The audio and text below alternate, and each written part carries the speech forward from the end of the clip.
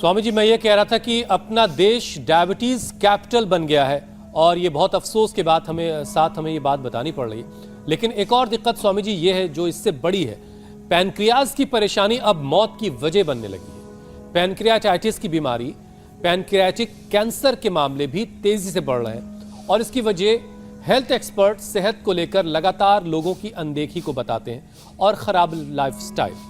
तो योग के साथ साथ स्वामी जी ये दोनों जो बीमारियां हैं इनके बारे में बताइए, और पैनक्रियाटाइटिस के सिग्नल्स क्या होते हैं जब ये प्रॉब्लम हो रही होती है, या फिर ये बीमारी और बिगड़ करके जब कैंसर में तब्दील होती है तो शुरुआती क्या क्या लक्षण होते हैं? तो एक एक करके मैं बताता हूँ। पहले तो पवन मुक्तासन लंबा करना है, फिर ये उत्तान पादासन भी लंबा करना और कपालभाति के साथ करना है। मैंने कहा था मैं 2 आसन से लेकर के 10 बार बताऊंगा। पवन मुक्तासन के बाद उत्तान पादासन, जिनके बॉडी में थोड़ा बैलेंस है तो लोकासन भी ऐसे। और देखो एक एक पूरा मसल, हाथों का, पैरों का, हाथ पैर पेट पीठ पूरे राइट एंगल में, पूरे अलाइनमेंट के साथ ऐसे इस तरह से करना चाहिए। लोग लंबे समय तक नहीं करते, ये भी थोड़ी दिक्कत है। ऐसे फिर उत्तान पादासन, नौकासन, ये पादांगुष्ठ नासास्पर्शासन बड़ा ही जबरदस्त है। अब इसमें हम तो पूरा खींच देते हैं, एड़ी से एड़ी, अंगूठी से अंगूठा लगा हुआ, हाथ का भी पैर का भी, और कोहनी से कोहनी मिली भी, और ऐसे करते हैं। ये है तरीका, राइट है ना? ऐसे फिर ऐसे, ये पूरा सर्वांगासन ऐसे।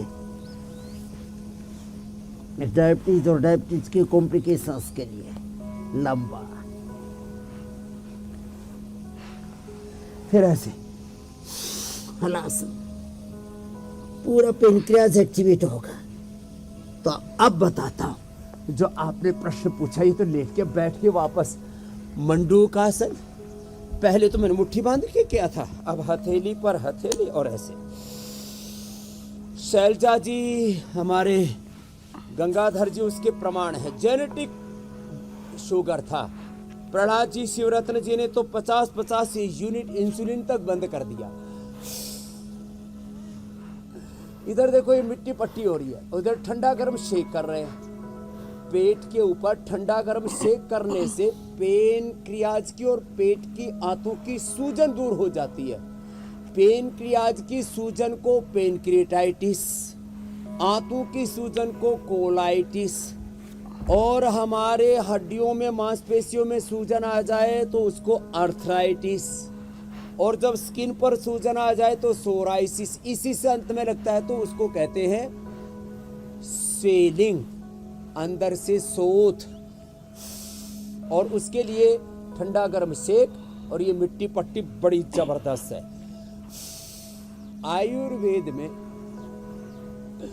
ये अंदर जो स्वेलिंग बढ़ती है, शोथ बढ़ता है। एलोपैथी में इसको स्वेलिंग, और फिर और थोड़ा ये ज़्यादा लंबे समय तक टिक जाए तो इसको इन्फ्लेमेशन, और फिर और ज़्यादा टिक जाए तो इन्फेक्शन। फिर उसके लिए लोग लेते हैं एंटीबायोटिक्स, उसके लिए लोग लेते हैं बहुत खतरनाक स्टीरॉइड देते हैं पेनक्रियाटाइटिस में। तो ये क्यों होता है? ये जितने भी इन्फ्लेमेशन है, इन्फेक्शन है, अंदर का इंडिसिप्लिन है, ये होता है पित्त बढ़ने से।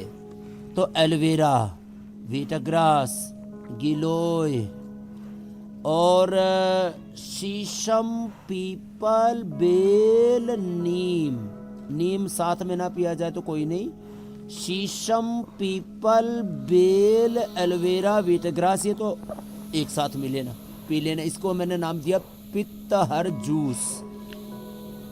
केवल शीशम से, केवल पीपल से, केवल बेल से, केवल एलोवेरा से, केवल वीटाग्रास से भी लाभ होता है, लेकिन हमने अलग अलग चीज़ों के लिए ना पित्तहर जूस। फिर ऐसे ही इम्यूनिटी को बढ़ाने के लिए एंटी कैंसरस जूस, फिर ऐसे ही हीमोग्लोबिन को बढ़ाने के लिए वीटग्रास, एलोवेरा, अनार, गाजर, चुकंदर। पीपल के पत्तों का रस और नीम के पत्तों का रस, अलग अलग प्रकार का रस किडनी के लिए। ऐसी पेनक्रेटाइटिस के लिए और अंदर की सूजन के लिए, इन्फ्लेमेशन के लिए, पित्त के लिए पित्तहर पेय है, ये पित्तहर जूस है ये जो अभी बताया है, इसका सेवन कर ले। फिर हमने एक नई औषधि बनाई है पेनकोग्रिट, मधुनाशिनी और मधुग्रिट। तो हम ये पिछले 30 सालों से, ये पिछले 10 सालों से, और ये पेनकोग्रिट ये नया आविष्कार किया है। और जिनको पेनक्रियाज में ये सूजन और अंदर का इन्फ्लेमेशन था और लोगों को भयंकर पीड़ा होती है, स्टीरॉयड तक देने पड़ते हैं, वो छुड़वा दिए इस पेनकोग्रिट से। बड़ा जबरदस्त, ये भी रिसर्च। अच्छा स्वामी जी देखिए, हमने आपसे बहुत बार मंडूकासन 2 तरह से, योग मुद्रासन भी 2 तरह से।